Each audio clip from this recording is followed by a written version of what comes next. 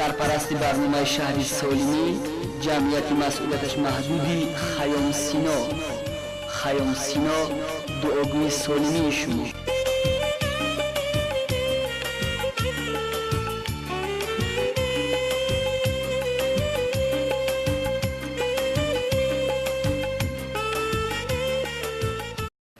فالج گفته در نتیجه علت یافتن سیستم عصب گم کردن قابلیت حرکت را میگویند. از نیمشلی یعنی پرهیز فرق دارد. بیشتر در نتیجه ویرانشوی گردش خون، التهاب، لطخوری اموس سیستم عصب، ترس و غیره انسان به این بیماری فالج گرفتار می شود. فالج یک موشک یا یگان عضو بدن به اصطلاح طبی مونوپولگیا، فالج دست پای یک طرف به اصطلاح طبی گلیپولگیا، فالج هر دو دست یا هر دو پای به اصطلاح طبی پارالگیا را مشاهده کردن ممکن است. فالج دو نمود دارد: فالج کناری یا بهول هنگام علت حجیره‌های محرک هرمغز، رشته‌های پیش آن، عصب‌های کناری، عصب‌های جمجمه و مغز سر. نمود دیومش باشد فالج مرکزی یا سپاستیکی اختراجی هنگام آسیب حجیره‌های محرک مغز سر می باشد. هنگام فالج کناری آدم تماما از کار میماند. تونوس موشک‌ها پس رفلکس ها نیست، موشک‌ها باریک و خشک می‌گردند. در بیماری که به فالج کناری گرفتار است، غیر از بی‌حرکتی، اختلاطی، حساسیت نیز ظهور می‌یابد. در نتیجه علتیابی حجیره‌های زیر قشری مغز سر چنان یک خیلی فالج حاصل می‌گردد که هنگام آن حرکت‌های عادت شده امکان پذیر می‌گردد و فونکسی‌های حرکت نیست می‌گردد. بینندگان عزیز، از انتهای برنامه علاقه شما فرمودید که موضوع امروزه برنامه ما چیست؟ بله، موضوع امروزه برنامه ما بیماری فالج میباشد و چون همیشگی در برنامه ما اشتراک دارند روحشناس دکتر محمود کبیری. خب میگفتید که به کدام نمود آدمان بیشتر به بیماری فالج گرفتار میشن؟ برای اینکه دانه گندم سبز شود 4 عامل در کار است: آفتاب، هوا، آب و خاک. برای اینکه انسان هم به بیماری فالج گرفتار شود چند عامل لازم است و یک از این عامل ها دور و دراز بیماری فشار بلند خون داشتن که عاقبت هر یک بیماری که فشار بلند خون را دارد متاسفانه به فالج یا به سکته دل یا به سکته دیگر عضوها آورده می‌رساند. اگر یکی از سبب‌ها جسم خود انسان باشد، بیماری‌های دور و درازی رو، عامل دیگر، سبب دیگر این می‌تواند حالت روانی انسان باشد. اگر انسان خصلت‌های تیزی، عصبانی یا که آن فعال‌هایی که و تیز کارکنی معنی سر او آورده می‌رساند یا که خود انسان احساسی به زندگی نگاه می‌کند، می‌تواند که این چیز سبب فلج شود، چون که آدم به حالت‌هایی می‌افتد که در آن وقت عصب او برداشت نمی‌کند و رگ‌های معنی سر تنگ شده و فلج آورده رساندنش ممکن است. سبب دیگرش این آن شرایطی که در اجتماعیات انسان است. اگر انسان در شرایط‌هایی باشد که از او قوه زیاد طلب می‌کند و انسان با شدت فعالیت می‌کند و معنی سری او از حالت انگیزش و بازداری یعنی به دمگیری نمی‌آید، این هم ممکن است که طلبات زیادی جمعیت مسئولیت کلان انسان نسبت به آن کارهایی که در جمعیت دارد میتواند که به فلج بیارد. و البته چهارم این خون انسان، ارثیت انسان است که میتواند که ناواسطه از آن که انسان در کدام فعالیت است رخ زند، ولی خوشبختانه امکان هست که انسان رفتارهایی کند که ارثیت خود را مکانیزمی به کار آورنده فلج را سوس کند یا که آن را برهم دهد. بهرالدین غفورов سال تولدش 1993 ساکن جماعت دهاتی سه‌شنبه دهه سوردلوف در نتیجه سخت ترسیدن 3 ماه می شود که به این بیماری گرفتار گشته است. сабаби муроҷиати шумо ба доктор маҳмуд кабирӣ дар чи? من با تلویزیون دیدم ترس گفتگو زدن چی میگه نمیگم چی بعد همه فقط سر اومد میگه دست بچم خیلی گشت نمیدونست خیلی نمیشید در رفتن به کتی حسو میگشتیم بچم خیلی شده خالدیده رفتن میگرفتیم کم گشت نمیدونستم روزی خدا شکر نهازم اجرا میکردش؟ دیوله کم کم خفیده میگه اومدن ده یکم چیز خوش نبود روزی آنچه نهازم خدا شکر тарс дар бисёр маврид омили асосии пайдоиши бемории фалаҷ мегардад. сокини ноҳияи шаҳри нав, ҷамоати деҳоти сабо, деҳаи советобод Насибулло Нуралиев соли таваллудаш 1992 низ 2 моҳ мешавад ки аз тарс ба ин беморӣ гирифтор гаштааст ва имрӯз аз табобатҳои доктор Маҳмуд Кабирӣ хеле қаноатманд гашта миннатдории хешро баён менамояд. ҳаяҷон ва ҳиссиёти баланд низ сабаби пайдоиши бемории фалаҷ мегардад.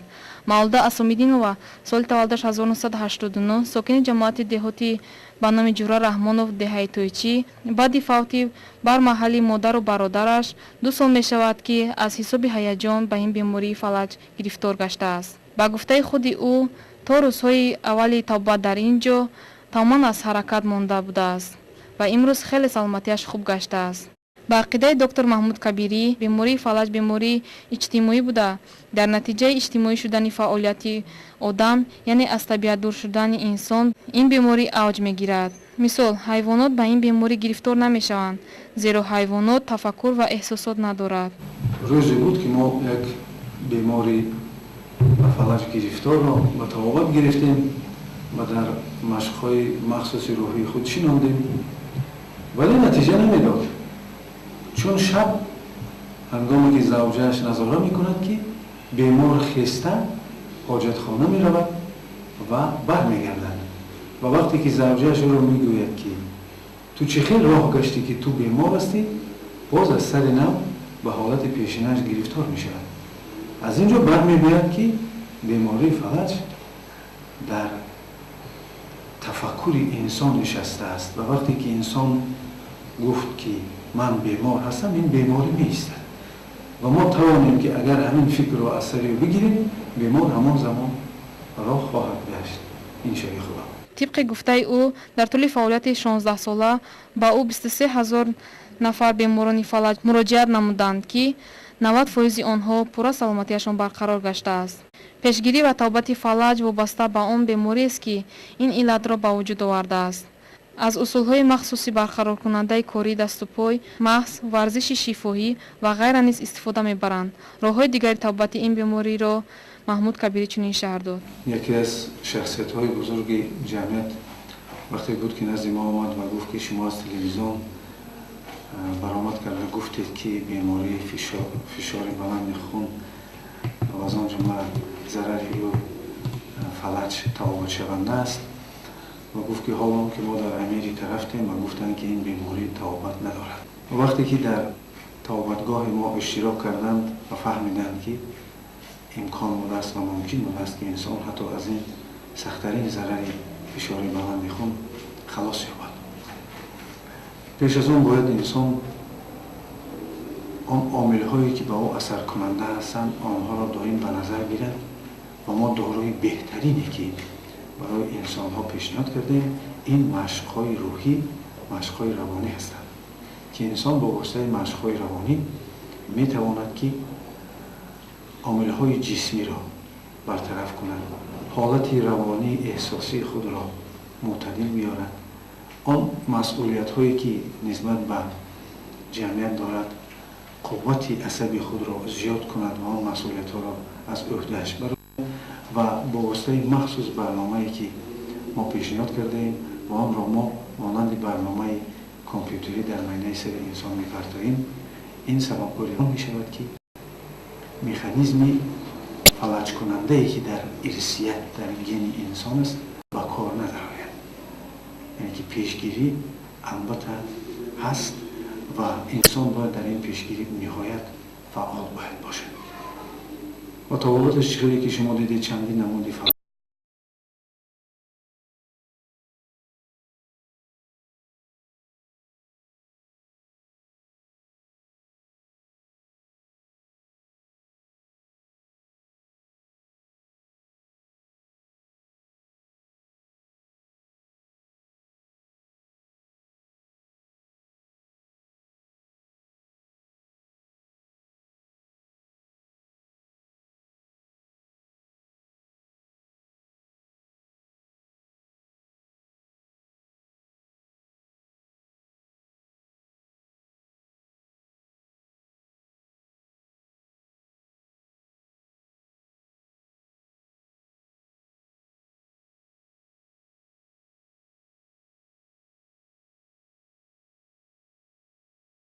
ё гӯш кардани дискҳои мо барои ин тайёр карда ва сӯзанпизишкию машқҳои махсуси ҷисмӣ мо то 90% метавонем ки ин гуна бемориҳоро шифо биёрем агар худо бихоҳад. суҳбатҳои маҳмуд кабирӣ ба беморон қуввату боварӣ бахшида дарди онҳоро сабук мекунад ва барои зудтар шифо ёфтани онҳо ёрӣ мерасонад. ӯ бо усулҳои сӯзанзанӣ, сухан, нерӯ, машқҳои рӯҳӣ, дискотерапия ба беморон даво мебахшад. онҳое ки имрӯз шифо ёфтанд арзи сипоси хешро ба доктор маҳмуд кабирӣ баён мекунанд. ман касал шудам, аз ҷои хом хестам, парализовать кард мана. ҳамахел шум гашта наметонам, ҳамахел заикаца мекунам. ҳозир не хело 10 рӯз шуд хело нағзам. ман зиқӣ мекардам барои аввал. ҳозир ман нағз худамро ҳис мекунам. давление хест манда. ҳамахел. ҳозир нағз маҳмуд кабирӣ муроҷиат кард шудем, худамон нағз ҳис мекунем. فوچم درد میکرد و همینجا درش کردم اومدیم تاقت گرفتیم باز خیلی ناز. бинандагони азиз инҷо расидем ба фарҷои барнома. то барномаҳои оянда тавсияти хонобод бошед.